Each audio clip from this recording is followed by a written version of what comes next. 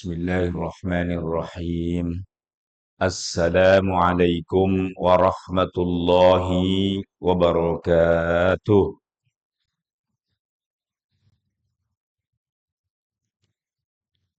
Alhamdulillahi rabbil alamin. Wabihi nasta'inu ala umuri dunya waddin. Wa afdalus salati wa atammut taslim ala sayyidina maulana wa habibina Muhammadin وعلى آله وأصحابه وأتباعه أجمعين. اللهم سبحانك لا علم لنا إلا ما علمتنا إنك أنت العليم الحكيم. اللهم علمنا ما ينفعنا وانفعنا بما علمتنا إنك أنت أرحم الراحمين. معاشر المسلمين وزمرة المؤمنين رحمكم الله وحفظكم الله تعالى. Bersyukur kita kepada Allah Ta'ala dengan sepenuh kesyukuran atas segala nikmat dan rahmatnya kepada kita semua. Sehingga pada kesempatan pagi yang insya Allah berselimut rahmat dan kebahagiaan, kita dapat melanjutkan ta'lim kita masih dalam surah An-Nisa ayat 94. Ini kita membacanya dari cuma satu ayat saja ini. Sekali lagi satu ayat surah An-Nisa 94. Ini yang kebagian baca alhamdulillah tidak panjang-panjang. Sudah ketemu jemaah sekalian? Baik, mari kita langsung saja saya baca dan diikuti bacaannya dengan fasih dengan tartil. A'udzu billahi minasy syaithanir rajim. Bismillahirrahmanirrahim. يا أيها الذين آمنوا إذا ضربتم في سبيل الله فتبينوا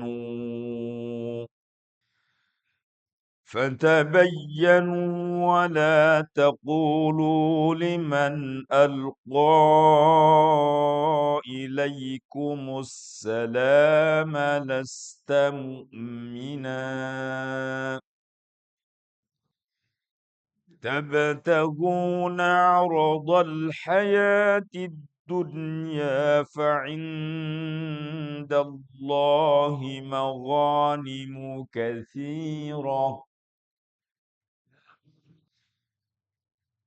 كذلك كنتم من قبل فمن الله عليكم فتبينوا إن الله كان بما تعملون خبيرا صدق الله العظيم. Hadirin jamaah sekalian, inilah surah An-Nisa ayat 94. Mari seperti biasa kita tadabburi kandungan ayat ini dengan menerjemahkan dari kalimah per kalimah sekaligus memahami pesan-pesan prinsip dari ayat-ayat Al-Quran. Alhamdulillah seperti sering saya sampaikan, sekarang kita sudah cukup lumayan bacaannya, naik untuk memahami dari kandungan ayat-ayat Al-Quran melalui terjemahnya dan penjelasannya atau yang disebut dengan tafsirnya. Jadi secara tidak sadar kita ini sebenarnya telah mempelajari step-step daripada Al-Quran Al-Karim. bukan saja tahsinnya dengan menggunakan pendekatan ilmu tajwid, tapi juga terjemah daripada Al-Quran. Memang terkadang-kadang jamaah sekalian, ilmu itu kita memperolehnya tidak begitu terasa. Ilmu itu diberikan oleh Allah kepada kita bersamaan dengan terbukanya hati dan pikiran kita. Itulah pentingnya kadang kita mengawali belajar dengan berdoa. Dan itu selalu kita baca sebenarnya. Saya pun mengawalinya dengan berdoa. Dan kadang-kadang didengar dan diaminkan oleh kita semua. Doa yang sering setidaknya mengawali, biasa kita baca Rabbishrahli sadri wa yassirli amri wahlul 'uqdatam min lisani yafqahu qawli. Yang kali pertama diminta dari doa kita kepada Allah adalah supaya melapangkan dada kita. Rabbishrahli sadri. Rabbi, duhai Tuhanku, isyrah, bukalah, lapangkanlah sadri, dadaku. Maksudnya melapangkan dada bukan dadanya lalu kemudian membesar begitu. Tidak. Itu maksudnya kalam majazi dalam pengertian terbukanya akal pikiran kita. Dan ini penting jamaah sekalian, orang setiap kali belajar, apalagi mempelajari Al-Quran, jangan sampai dada dan akalan pikiran kita ini tertutup. Ibarat pintu, segala sesuatu kalau tertutup ya tidak nyampai pesan-pesannya.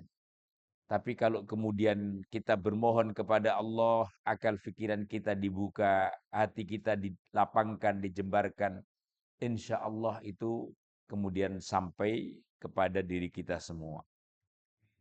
Baik jamaah sekalian, ya ayyuhalladzina, wahai orang-orang amanu yang beriman. Alladzina kemarin kita pelajari isim mausul yang menunjukkan siapapun dari umat manusia tanpa terkecuali, tetapi disifati di sini amanu yang beriman. Semua manusia tapi yang beriman. Sifatnya yang beriman. Yang tidak beriman tidak terlalu dilihat oleh Allah. Lalu biasanya setelah dipanggil pasti ada perintah atau informasi atau sesuatu yang mau disampaikan oleh Allah Ta'ala. Ini isinya. Wahai orang-orang yang beriman, idza darabtum, apabila kalian bepergian atau pergi, ini maksudnya bepergian menuju kepada peperangan ini. Karena ayatnya masih dalam konteks menjelaskan tentang adab dan etika berperang sejak kemarin. Termasuk kemudian kalau terjadi pembunuhan kepada orang lain, baik mukmin maupun tidak mukmin, baik sengaja maupun tidak sengaja.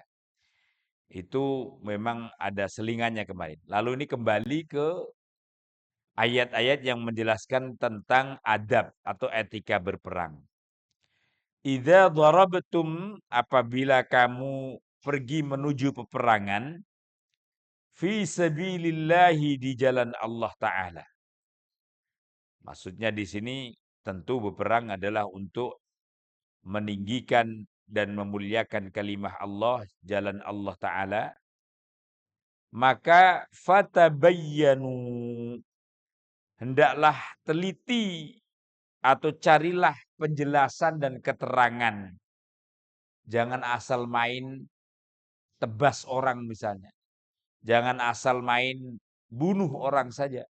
Meskipun kamu dalam situasi peperangan. Coba itu Islam. Begitu luar biasa dalam menjaga adab dan etika. Hatta saat berperang sekaligus.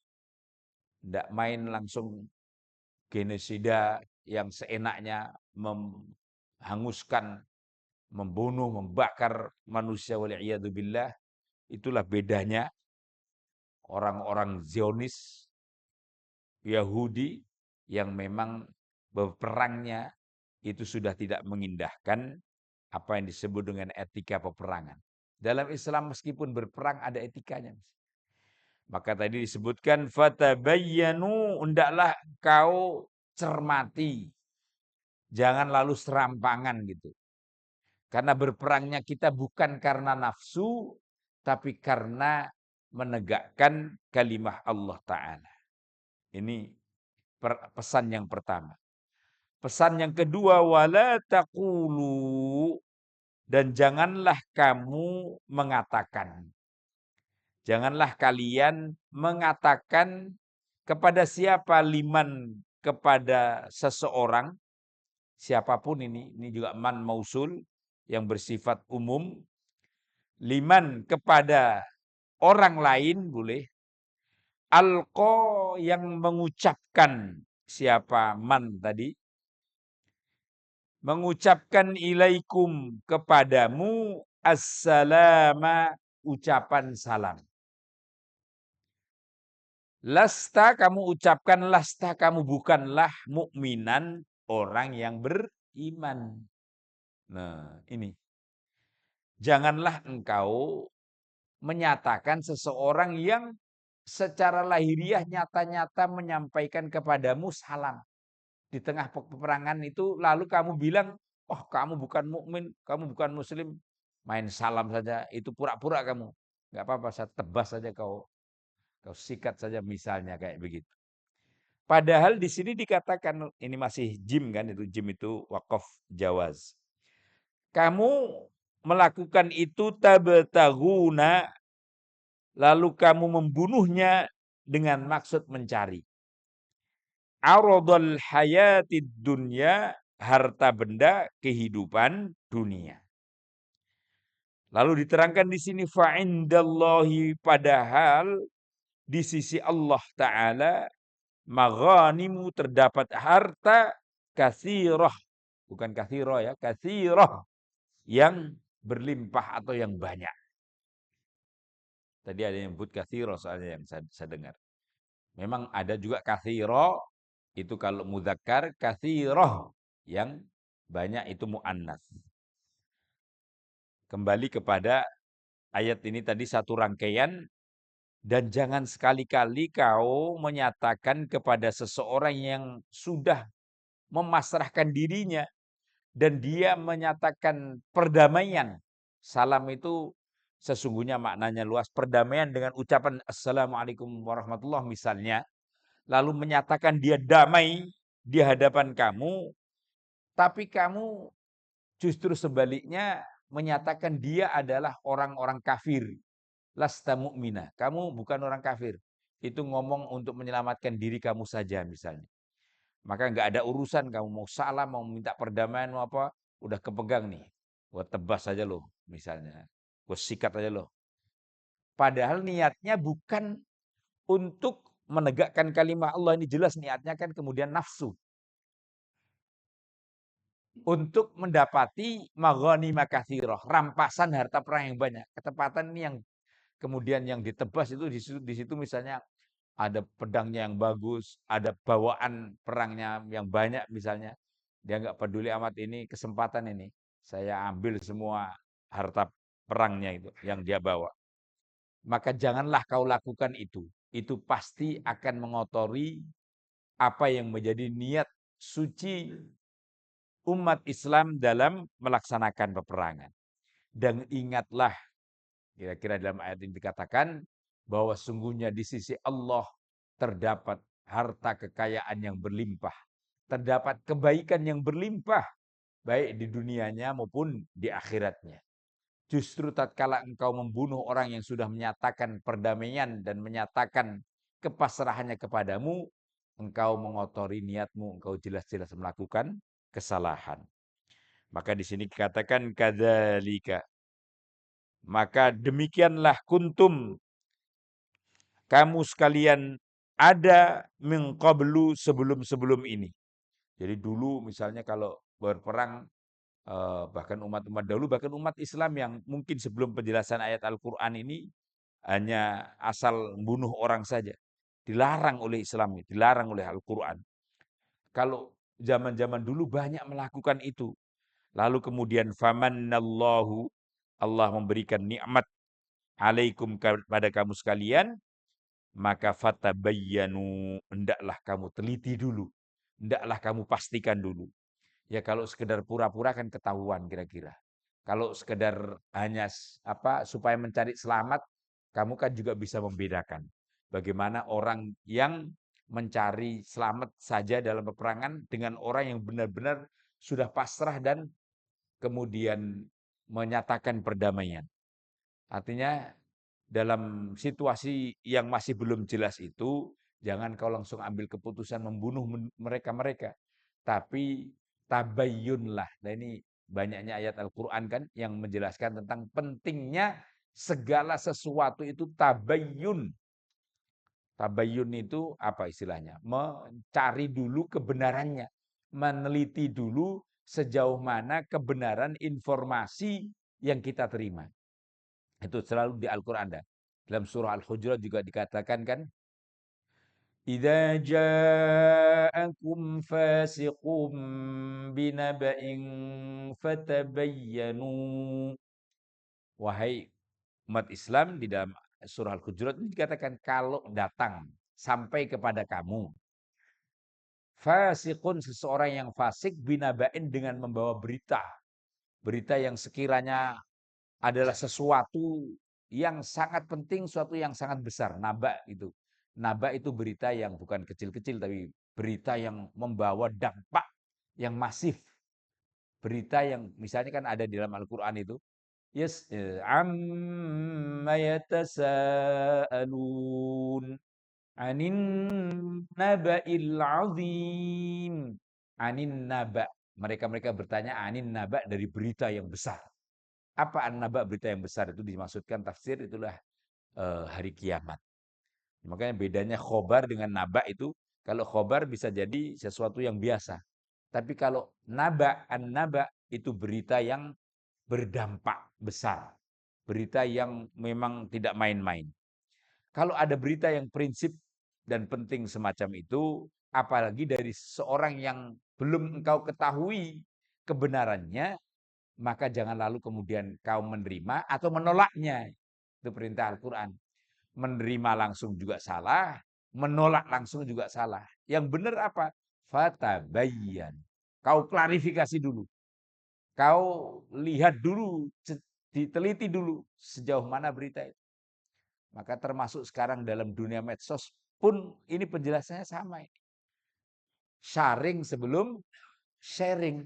Ini penting jamaah sekalian. Banyak orang itu termakan informasi yang belum jelas kebenarannya, lalu kemudian itu menjadi fitnah. Jangan kita masuk bagian itu. Lihat dulu seorang muslim dan mukmin itu, kalau informasi, ada informasi apalagi yang masih berseliweran, apalagi kalau dinalar itu sesuatu yang kurang pas. Maka perintah Al-Quran dalam konteks kayak semacam ini, jangan kita terbawa pada sebuah informasi yang belum pasti kebenarannya. Teliti dulu. Kalau kita ragu, ya sudah, kita pending dulu di diri kita. Jangan lalu main malah provokasi supaya ini apa namanya viral, supaya ini dan seterusnya. Sekali lagi perintahnya adalah kalau ada sesuatu termasuk dalam konteks peperangan sekalipun, fatabayyanu. Hendaklah engkau perjelas dulu. Perintah Allah Ta'ala di sini dikatakan innallaha, sesungguhnya Allah Ta'ala kana bima ta'maluna, terhadap apa-apa yang kalian kerjakan, khabiran, zat yang maha teliti. Allah maha teliti, maka ikutilah apa yang Allah perintahkan denganmu kepadamu, yaitu meneliti sesuatu yang belum jelas kebenaran dan asal usulnya, supaya kita tidak terjatuh kepada kesalahannya.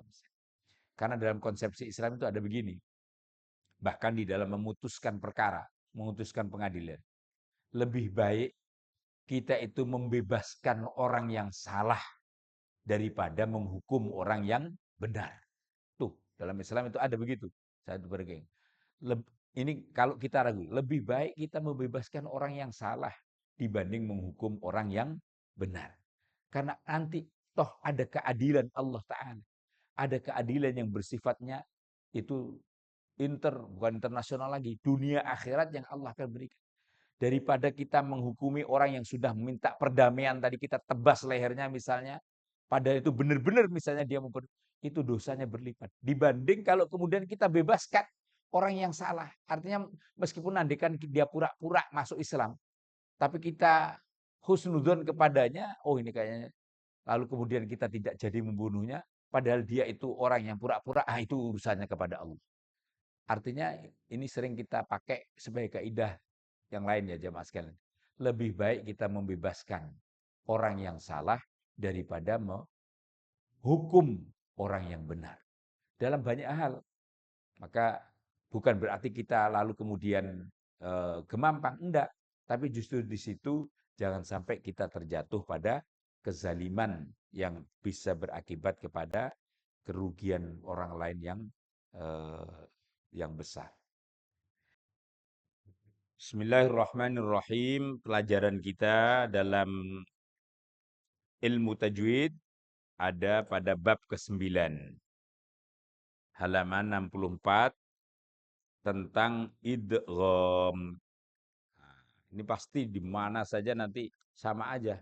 Di dunia ini kalau kita belajar ilmu tajwid, kita akan mengenal istilah idgham atau al-idgham. Mari kita ikuti definisinya, pengertiannya apa. Idgham adalah bunyi sebuah huruf dilebur dan dimasukkan ke dalam huruf yang ada di hadapannya.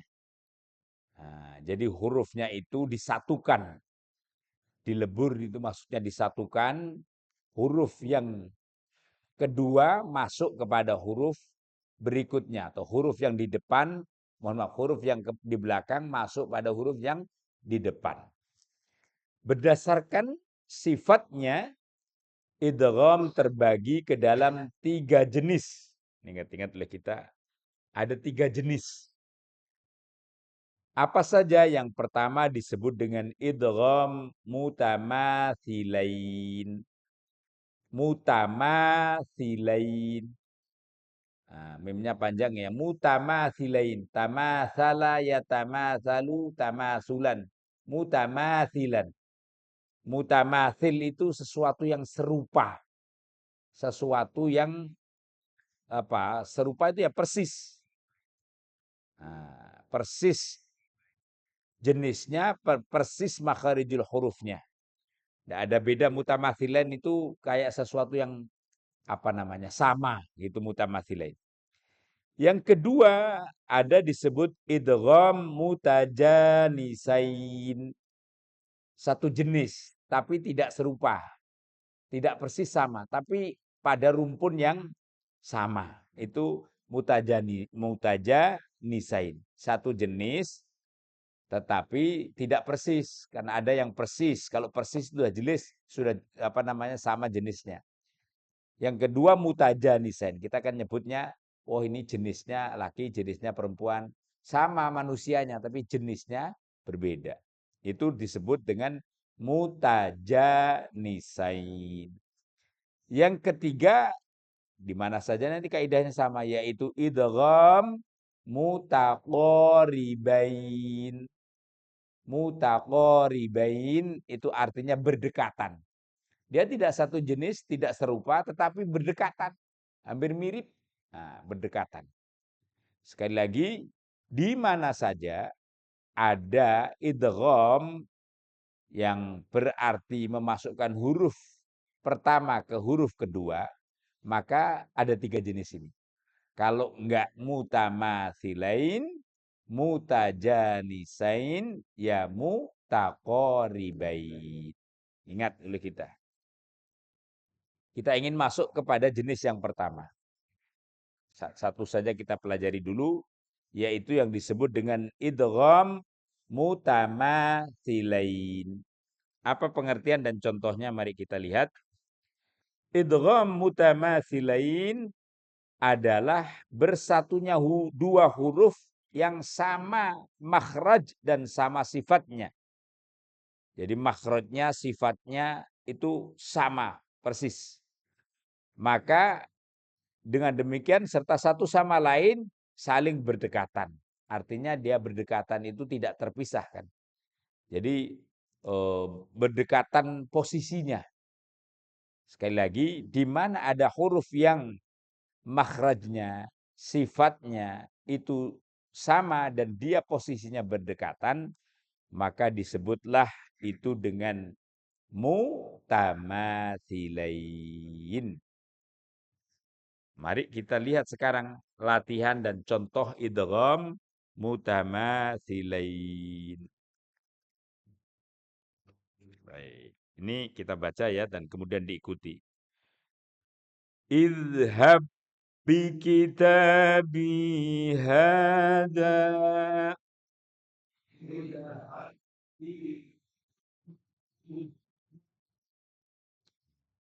Apa huruf yang sama di sini? Ba. Ba pertama masuk ke ba kedua. Dan karena itu dia menjadi tasdid. Maka bacanya jangan idhab bi kitabi. Enggak, salah. Kolkolahnya hilang itu jamaah sekalian. Ini yang orang kadang-kadang apa namanya suka salah. Kalau sudah kayak begini posisinya ba yang pertama masuk kepada ba yang kedua. Jadinya tasdid, bukan dikolkolah. Ingat ya jamaah sekalian ya. Penting ini. Ini bila perlu nanti rekamannya dikasih tahu kepada yang lain. Ini kadang udah lama ini rekaman ini nggak pernah muncul-muncul saya lihat nih. Jangan cuma ditumpuk aja nih ya. Ini supaya yang lain juga mungkin bisa belajar. Amal jariah ini Pak. Idhab biki bukan idhab bikitabi hadanda. Tapi idhab bikitabi hada. Jadi menyatu. Ba pertama masuk ke ba kedua. Tidak ada kola. Beda loh bacanya dengan idhab bi kitab itu salah. Yang benar menyatu. Idhab bi kitabi hada.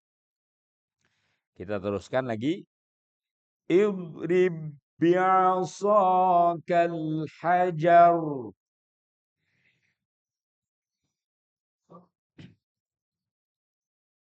Kurang kompak dari sono hajar ke hajar. Ulang lagi. Idrib bi'asakal hajar.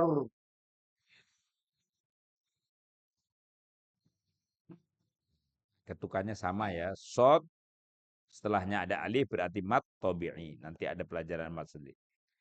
Lanjutnya fadrib bihi wala tahnas.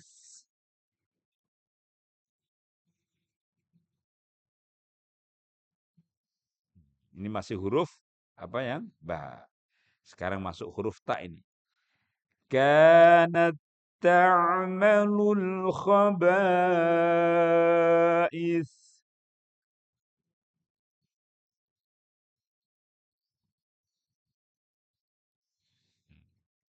Masih lagi huruf ta. Wa idza gharabat taqriduhum.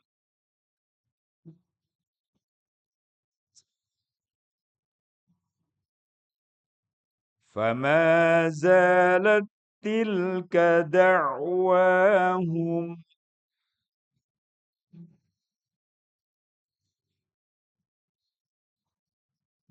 Iya, jadi ini juga sama jawab sekalian. Taknya di akhir hilang sofirnya, hilang desisnya. Jangan kita membaca kanasta itu salah. Itu sofirnya jadi ketahuan kayak mewakofkan tak. Padahal ini bukan mewakofkan, tapi apa? Apa tadi? Menyatukan. Beda loh ya memberhentikan, mewakofkan dengan menyatukan. Idgham itu menyatukan. Maka taknya masuk kepada tak yang kedua. Kanat ta'malu. Bukan kanat ta'malu. Bukan. Itu dengan tak. Sekali lagi, kalau kita kemudian masuk kepada sekarang dal sama dho, dal, ro sama ro. Idzahaba mughadiba.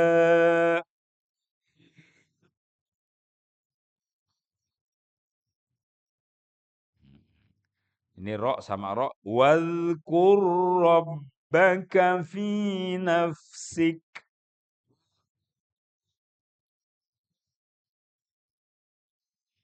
Ini sekarang lam masuk lam. Lam naj'al lahum min duniha sitra.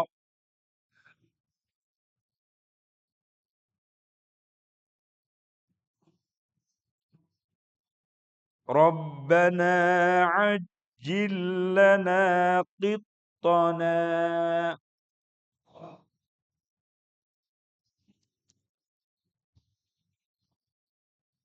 Terakhir huruf apa? Idghamnya dirasakan dong. Terakhir tadi Rabbana ajjil lana qittana, huruf lam. Nah, kayaknya Pak Ketua DKM masih nyari-nyari di mana ini. Kan kan habis dibaca tuh. Baca itu sambil menghayati. Ditanya lama sekali jawabnya. Mana ya? Padahal udah jelas begitu. Ayatnya kan terakhir tadi, huruf lam. Jadi kita sudah praktekkan masing-masing ya. Sudah dipraktekkan masing-masing. Intinya kalau ada satu huruf yang itu sifatnya, makhrajnya dan berdekatan namanya idgham mutamatsilain. Nanti mutamatsilain. Demikian jemaah sekalian. Insyaallah dua idgham yang lain kita akan pelajari lebih lanjut dan kita pun praktekkan apa yang kita pelajari teorinya ini. Mari kita akhiri dengan doa tilawatil Quran bersama-sama. اللهم ارحمنا بالقرآن واجعله لنا إماما ونورا وهدى ورحمة. اللهم ذكرنا منه ما نسينا وعلمنا منه ما جهلنا وارزقنا تلاوته آناء الليل وأطراف النهار واجعله لنا حجة لنا يا رب العالمين. Demikian jemaah sekalian, subhanakallahumma bihamdika asyhadu an la ilaha illa anta astaghfiruka wa atubu ilaik. Wassalamualaikum warahmatullahi wabarakatuh.